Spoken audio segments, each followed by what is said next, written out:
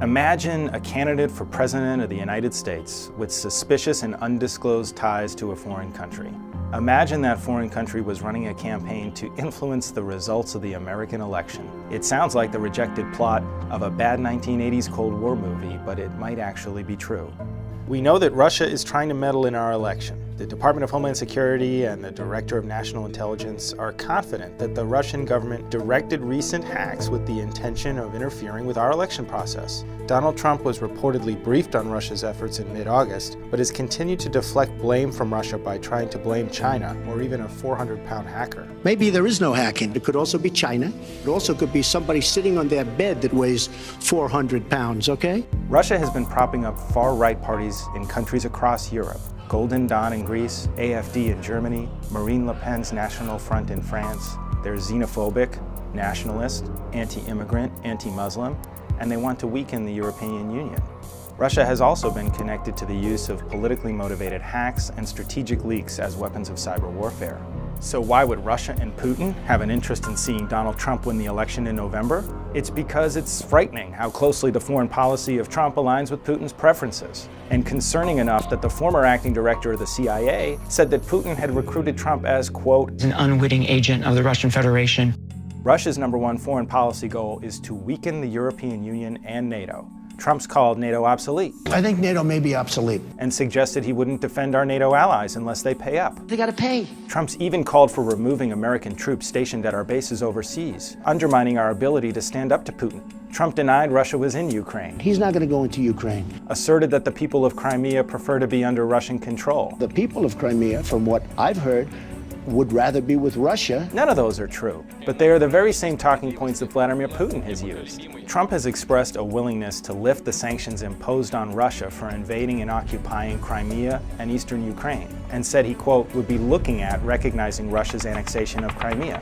And during the Republican National Convention, Trump's campaign staffers worked behind the scenes to make sure the party's platform weakened its stance on Russian intervention. Trump has surrounded himself with foreign policy advisors connected to Putin and Russia. Yes, the campaign chairman who appears to have received secret millions from the pro-Kremlin dictator resigned, but that's far from the end of the story. U.S. intelligence is reportedly investigating a Trump foreign policy advisor's alleged meetings with senior Russian officials. A former campaign advisor's PR firm was hired to help improve Putin's image in the United States. And then there's Michael Flynn. When Trump received his first classified intelligence briefing, it was Flynn who he brought in the room with him. Flynn has defended Russian intervention in Syria, where their airstrikes have killed more than 1,000 civilians. Flynn has praised Russia's influence in Europe and regularly appears on the Kremlin-backed propaganda outlet Russia Today. And how many former top spies in the US military would surprise everyone by showing up at a black-tie gala in Moscow where Putin was the marquee speaker? The other half of the equation is that we have no idea how deep Donald Trump's financial interests and ties to Russia really go. Trump has a long history of engaging in Russia-related business deals. Over the years, he's tried numerous times to build a Trump Tower in Russia and has made deals with powerful Russian interests, from paying the USSR to sponsor Soviet bikers to race in the Tour de Trump, to a deal with Putin's favorite mixed martial arts fighter. He even tried to sell Trump vodka to the Russians. In 2006, Trump's partners on a project in Panama traveled to Moscow to sell condos to Russian investors. In 2008, Trump sold a mansion in Palm Beach to a Russian oligarch for $95 million. That's $54 million more than what Trump had paid for it just 4 years earlier. Maybe that's why, as Donald Jr. said, Russians make up a pretty disproportionate cross-section of a lot of our assets. We see a lot of money pouring in from Russia. In 2013, Trump brought his Miss Universe pageant to Moscow. Trump bragged that almost all of the oligarchs were there.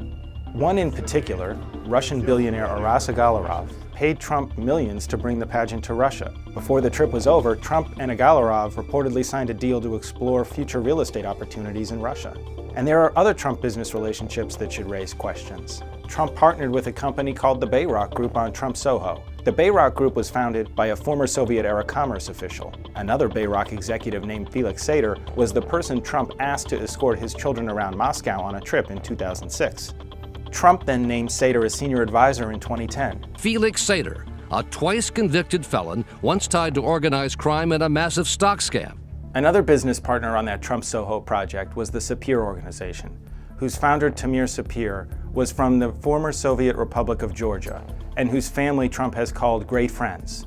The Sapir organization has long been rumored to be connected to organized crime, so I want to put a fine point on this.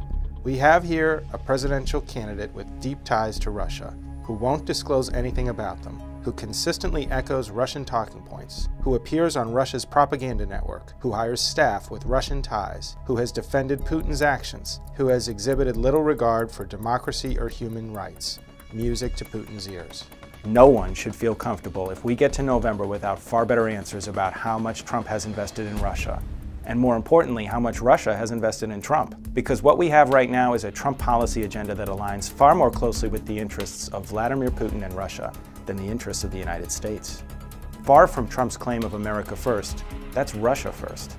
And it's not someone who should be our next commander-in-chief.